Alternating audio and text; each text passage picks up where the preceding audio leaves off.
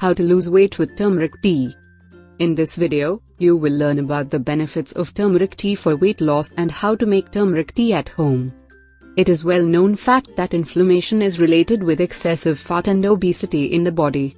The intake of turmeric tea reduces the inflammation in the body due to the presence of anti-inflammatory properties. Therefore, it helps in losing weight. Drinking of turmeric tea improves the digestive system and reduces the stomach-related problems like gas and bloating.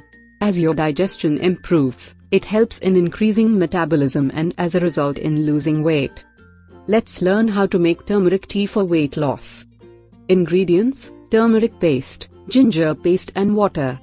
Method: take some water in a pan. Add ginger and turmeric in the water and boil it. Then cool down at room temperature. After this, strain the mixture and drink turmeric tea for weight loss.